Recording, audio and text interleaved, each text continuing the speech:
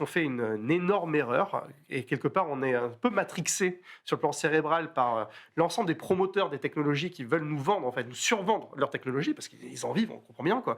En fait, ils oublient que dans la productivité, il y a deux facteurs. En fait, c'est un ratio. Si je simplifie au maximum, il y a d'un côté effectivement les coûts liés à la production, mais il y a un numérateur qui consiste à mesurer la production. Donc effectivement, si vous avez une technologie qui vous permet de gagner du temps, d'avoir de meilleurs process de production et peut-être parfois de supprimer des emplois, on y reviendra, vous allez faire probablement des économies.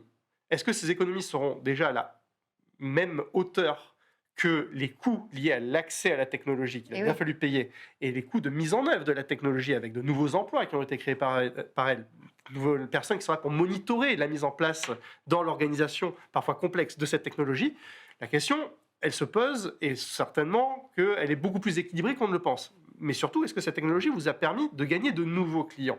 Est-ce que cette technologie vous a permis de produire plus et de vendre plus? Est-ce que ça remplit le carnet de commandes?